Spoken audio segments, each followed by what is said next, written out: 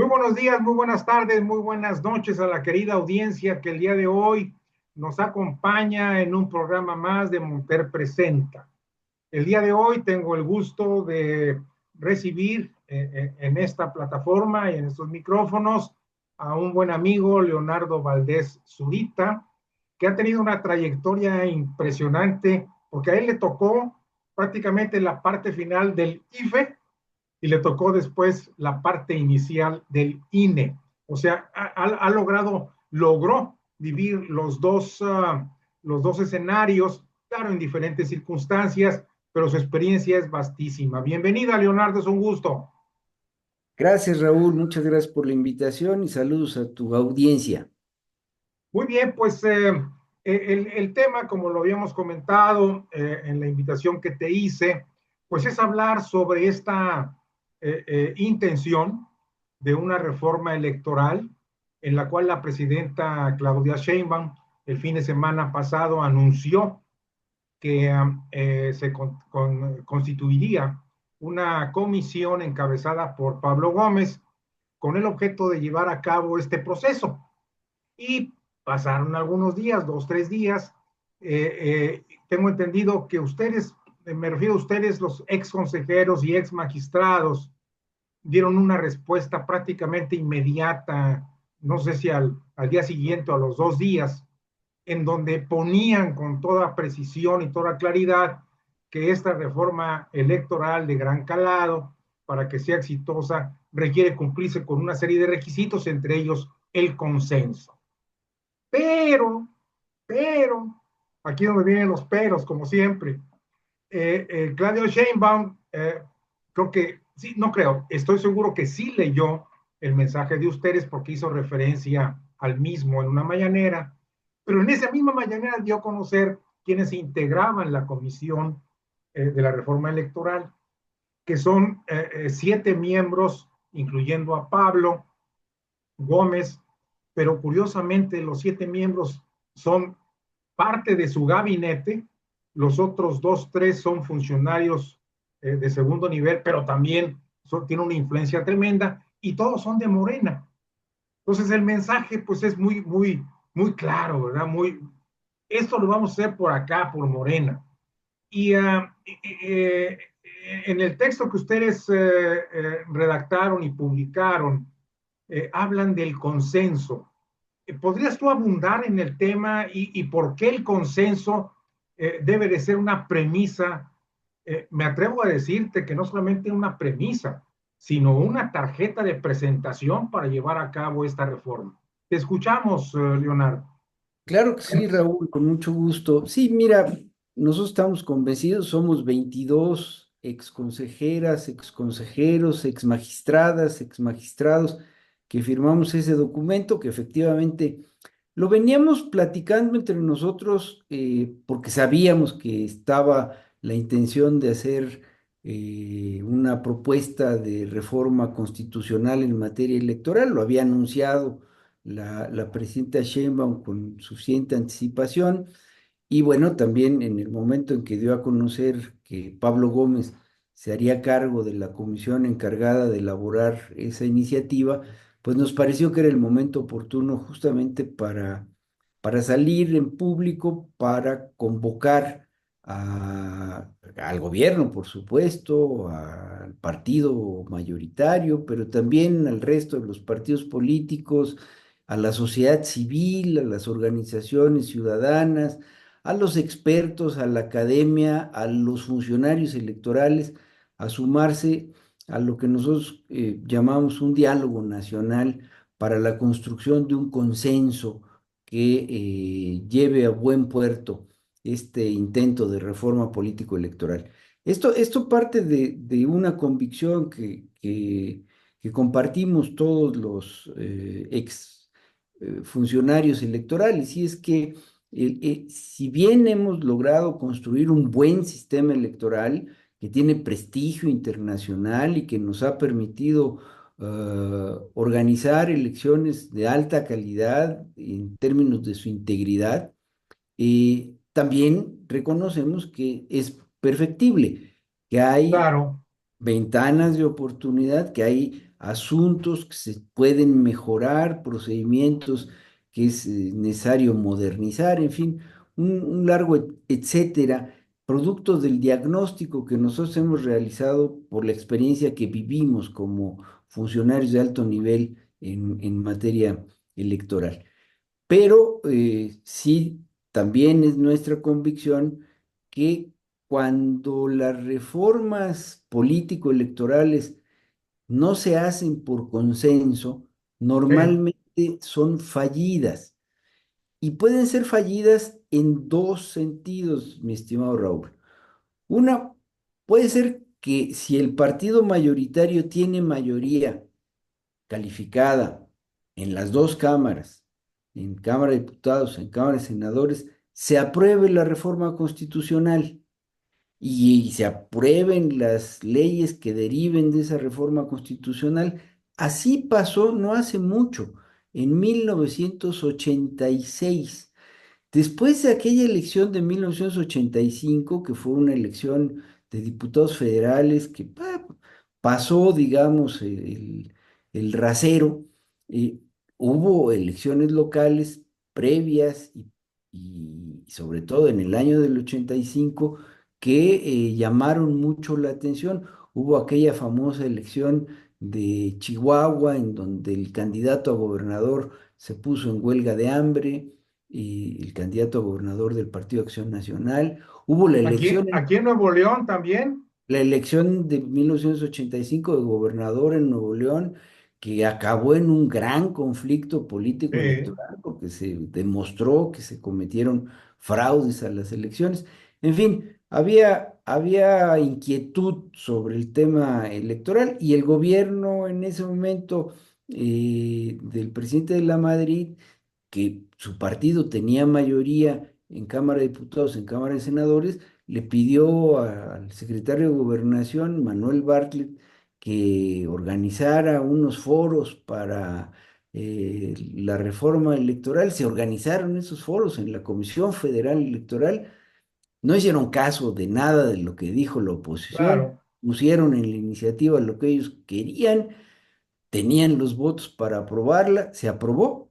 Nada más que esa reforma fue fallida en el sentido que fue el marco legal con el que se organizó la elección de 1988. Y quien hoy diga que esa elección de 1988 salió bien, pues la verdad es que se muerde la lengua, porque esa elección del 88 fue fue cuando se producto cayó el sistema. cayó el sistema, produjo un gran conflicto político, una crisis política, se puede decir, y fue tan central el hecho de que había inconformidad con la legislación electoral que fue necesario volver a hacer otra reforma electoral al año siguiente, en 1989. Por cierto, fue la que creó al Instituto Federal Electoral y empezó esta Oh, ruta de que las autoridades electorales deben tener autonomía e independencia para el correcto ejercicio de su importante función de organizar y de arbitrar elecciones en las que se juega el poder político. De tal suerte que un partido que tiene mayoría puede hacer una reforma electoral, pero lo más probable es que esa reforma va a ser fallida. claro, También puede suceder que, como sucedió en 2022, que si el partido mayoritario no tiene la mayoría calificada en Cámara de Diputados, en Cámara de Senadores, eh, la reforma que proponga no se apruebe. Y también es una reforma fallida, que eso pasó claro. en 2022. El presidente López Obrador en el mes de abril presentó una iniciativa de reforma que elaboraron Pablo Gómez y Horacio Duarte, que son militantes de Morena, de la fundación de ese partido y que pues acataron la instrucción del presidente López Obrador en el sentido de disminuir el costo del instituto electoral, suprimir el financiamiento público a los partidos, suprimir las diputaciones de representación proporcional, largo, etcétera, con esta idea que siempre tuvo López Obrador de que Con, queremos, con dos aspectos queremos- importantes, Leonardo, ¿eh? sí, claro. Desaparición de las OPLES, una sola ley electoral y desaparición de los tribunales estatales y, por supuesto, las OPLES. Sí, con esta idea de que en democracia se puede hablar y entonces hay que recortar el presupuesto lo más que se Sí, pueda, que quede en su mínima expresión. Y bueno, eso provocó una reacción muy fuerte de los partidos de oposición que efectivamente no le dieron el voto en la Cámara de Diputados y por eso no se pudo aprobar la reforma constitucional. Pero recordarás, Raúl, que también produjo una reacción muy importante de parte de la sociedad civil. sí, Hubo muchas manifestaciones de lo que se llamó la marea rosa, de el todos INE no se aquellos, toca. de todos aquellos que salimos justo con la consigna al INE no se toca, a defender al INE, a que no desapareciera el INE, a que se mantuviera nuestro sistema electoral en los términos que satisfactoriamente ha funcionado a lo largo de las últimas décadas. O sea que una reforma que no trae el consenso político ni el consenso social, pues también es fallida porque no se aprueba. El peligro que nosotros vemos, y por eso empezamos a comunicarnos los exfuncionarios electorales después de que la presidenta Sheinbaum anunció que habría reforma político-electoral, es que justamente vayamos de nueva cuenta a un experimento de Sí, reforma que no tenga consenso y que termine siendo una reforma fallida. ¿Por qué? Porque la pueden aprobar. Morena y sus aliados ahora claro. tienen mayoría en las dos cámaras y pueden aprobar la reforma constitucional, lo que no pudieron hacer en 2022, ahora lo podrían hacer.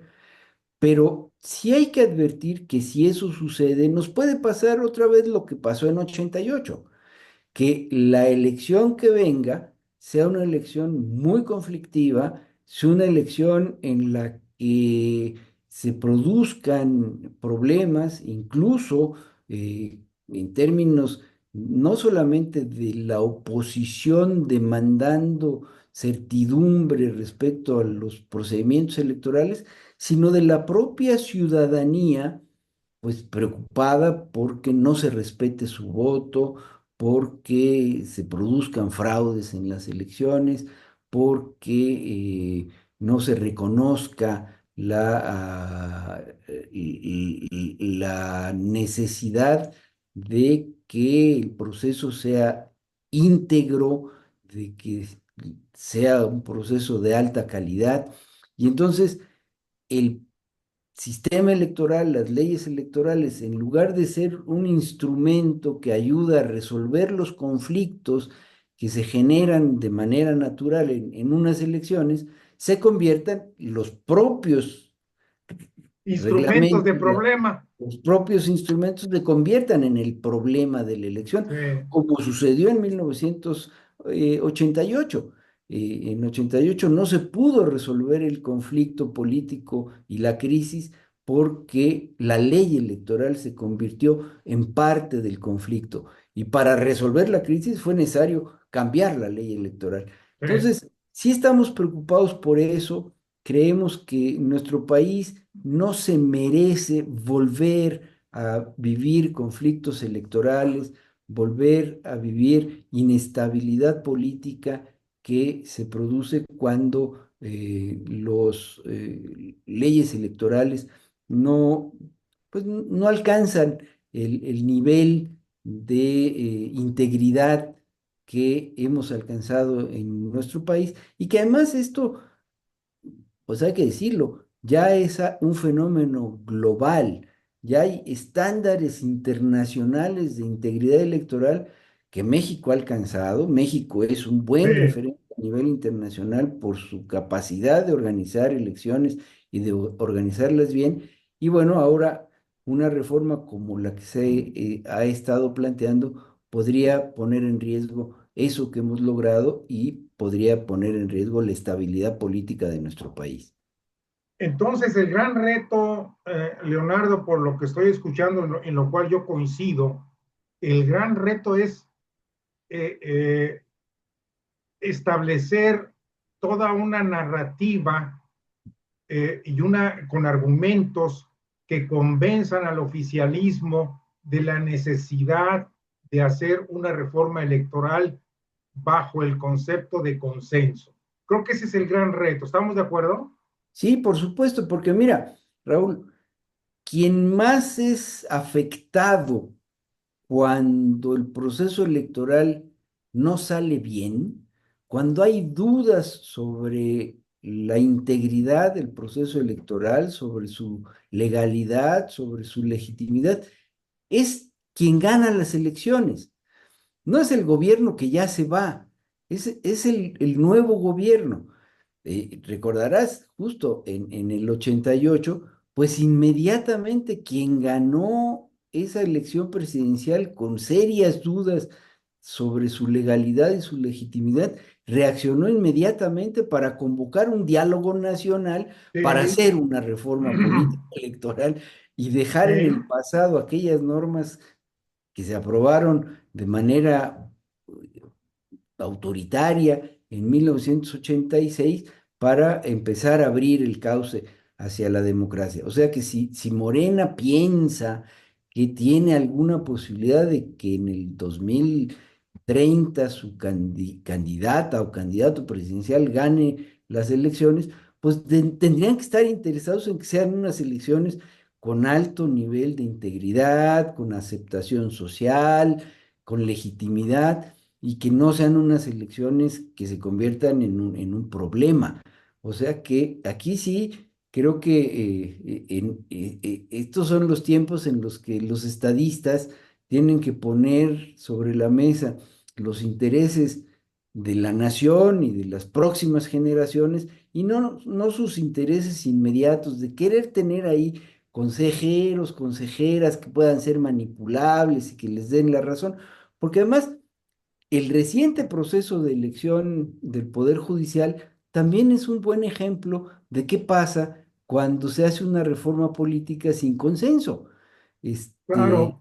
eh, es clarísimo, la participación de solo el 13% de la ciudadanía es un gran fracaso para ese proceso electoral que es producto de una De reforma una pésima, electoral claro. que lamentablemente fue una reforma electoral que no se construyó por consenso, sino todo lo Eh, contrario, fue una imposición del oficialismo y esa imposición pues tuvo consecuencias sobre la calidad de la elección y sobre la participación de la ciudadanía.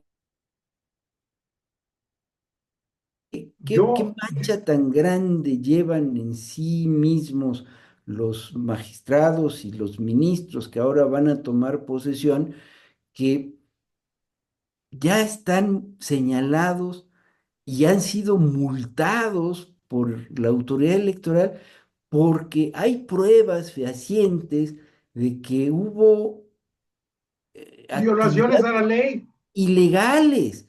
Los ¿sí? famosos acordeones fueron ilegales y ellos que se beneficiaron de esos acordeones, pues ahora van a tener que pagar una multa. O sea, están tomando una posición de altísima importancia política, como ser ministro de la Suprema Corte de Justicia de la Nación, con pues una referencia de que su elección tuvo un nivel de ilegalidad y que en consecuencia pues tienen que pagar una multa.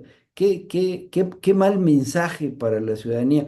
Quizá por eso la ciudadanía no participó masivamente en esa elección, quizá por eso la participación fue tan baja de solo el Claro. 13% de la ciudadanía. Fíjate, Leonardo, que tú has tocado todos estos aspectos, todos estos factores que son importantes para llevar a cabo lo ideal, una reforma electoral exitosa y que tiene que salir de un consenso. Sin embargo, yo observo que en el actual gobierno y en el pasado reciente, la aplicación del poder está sometida también a mucha soberbia. Y lamentablemente esta soberbia, cuando se aplica, sobre todo en cualquier, en cualquier actividad humana, te saca de la racionalidad, no te permite ver las cosas con objetividad. Y yo estoy viendo que ese panorama es el que persiste ahora. Entonces, insisto, el reto es enorme. Convencer al actual gobierno y al oficialismo de que haya consenso racional para llegar a una reforma electoral exitosa tiene que partir de una decisión de racionalidad. Si no la hay, se me hace que va a estar medio complicado, ¿no lo crees? Sí, tienes toda la razón. Yo soy de los que piensa que hay que darles la duda. Hay que, en fin, sabemos que efectivamente en la administración anterior y en lo que va de esta administración no ha habido actitud de diálogo ni con las fuerzas políticas ni con la sociedad civil, pero bueno, demos el beneficio de la duda.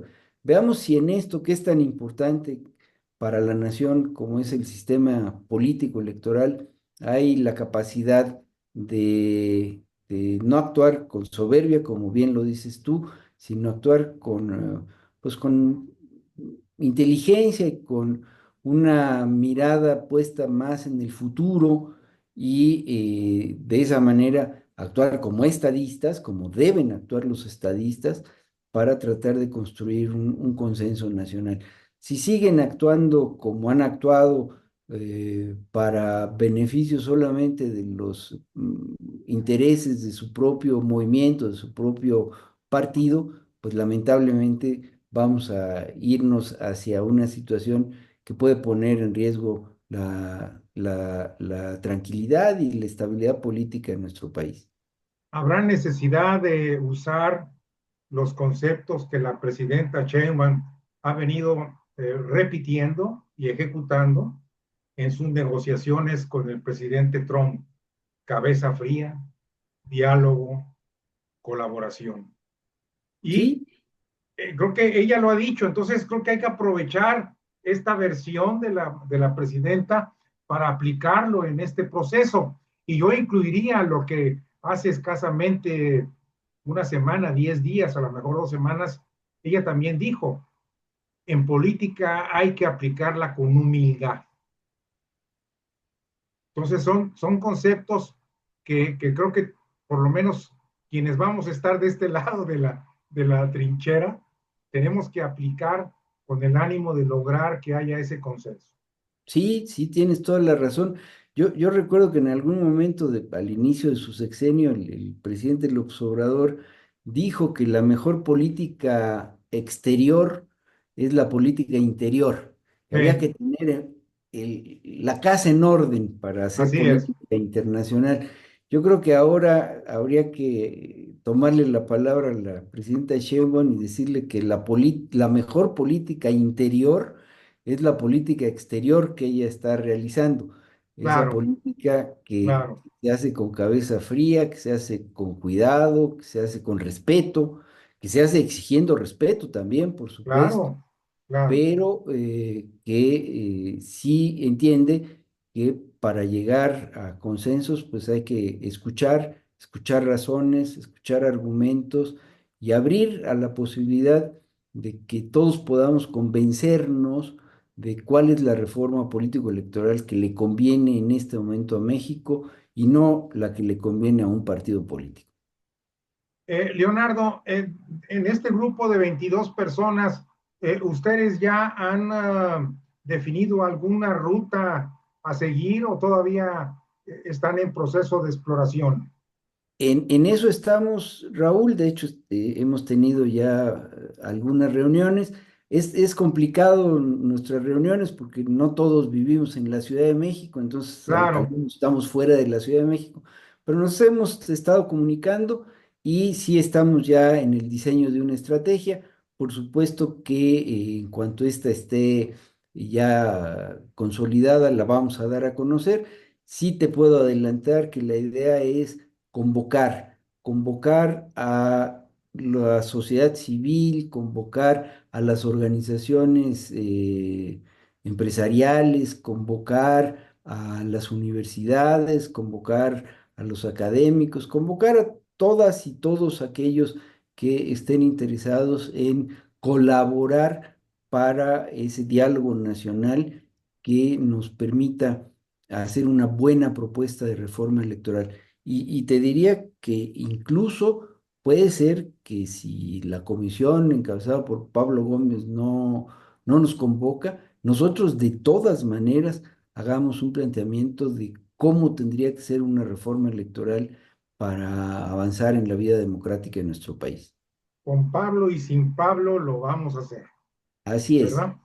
Muy bien, pues te reitero nuestra filosofía, nuestro objetivo de ser una plataforma en la cual defendemos y promovemos la democracia, pero también defendemos y promovemos el respeto a los derechos constitucionales individuales de todos los mexicanos. Así que estamos abiertos y tómate toda la confianza necesaria, ten la confianza necesaria, perdón, para cuando sean objetivo y tú quieras comunicar todo este proceso, estamos a las órdenes, ¿eh? Claro que sí, Raúl, lo tomaré mucho en cuenta y por supuesto lo voy a comentar con mis colegas y estaremos muy agradecidos que nos apoyes con la difusión de estas ideas que son importantes para México. Te mando un abrazo y seguimos platicando, mi querido Leonardo. Igualmente, muchas gracias. Al contrario, muchas gracias, mi querida audiencia, y seguimos en contacto.